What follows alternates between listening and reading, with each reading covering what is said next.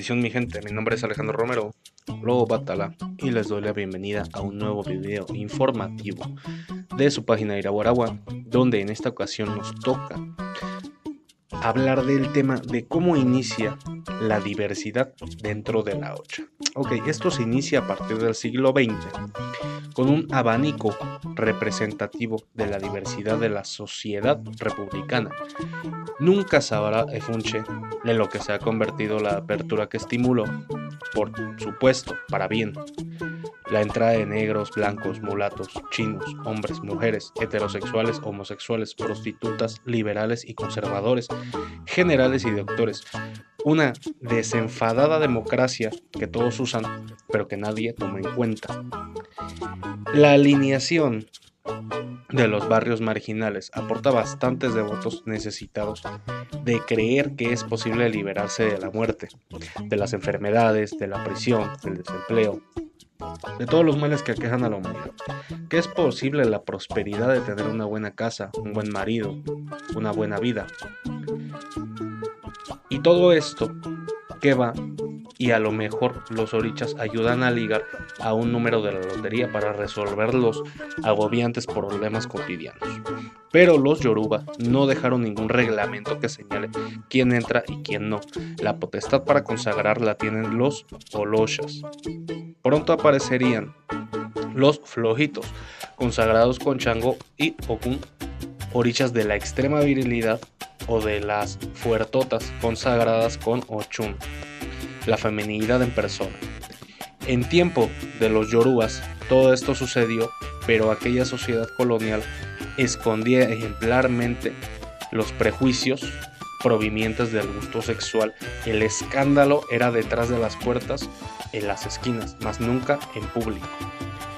Ya entrada la república, muchas nuevas y alochas tenían un turbio origen ligado con la prostitución y la mala vida, la mala fama. Como en todos los tiempos de crisis, se consagraban para tener alguna protección, pero no padecían de fervor de la fe de los orichas. En su mayoría desestimaron la consagración tan importante que era sostener lo que se quiere fundar. Poquísimas mujeres siguieron el camino de sus mayores. Muchas se enmendaron y unieron sus vidas con generales y doctores, olvidando ellas los ancestros y las reglas que estipularon para las mismas. Otras se unieron con aguoses y propusieron la atención a Ifá. Ocha quedó relegado y las madrinas yoruba, muy ancianas, muy alacpas e impotentes, iniciaban el camino hacia la paz eterna. Fueron los atodis los que sostuvieron la Ocha y no permitieron que la bulla que proliferaba en ese entonces la amenazaran. Es un mérito que no se puede escamotear por más tiempo. Despreciados por la comunidad masculina heterosexual, por los aguoses de cuyo culto quedan excluidos, y por la insensatez de una sociedad machista y poca culta, hallaron en la regla de Ocha la realización que como seres humanos les negaba la sociedad hacia una religión. Se consagraron a la Ocha, estudiaron, apresaron el conocimiento de las ancianas yoruba, que aquellas mujeres abandonaron por mucho tiempo. Muchos fueron oriateses de alta reputación, otros babalochas, fundadores de reputadas casas de Ocha. Supieron separar el gusto sexual de la práctica, manteniéndose firmes en ese legado y ante la misma sociedad que los excluía. Se convirtieron en el espejo de valores éticos y correctísima conducta social. Como ironía, de hecho, algunos padrinos adodis llegaron a consagrar Ocha a futuros babalaos.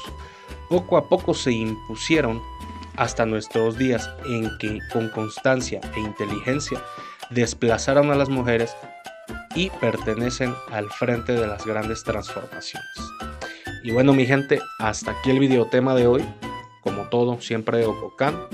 Se les invita a que si les ha gustado esta información, se suscriban al canal Iraguaragua Ocha o a la página Iraguaragua en Facebook.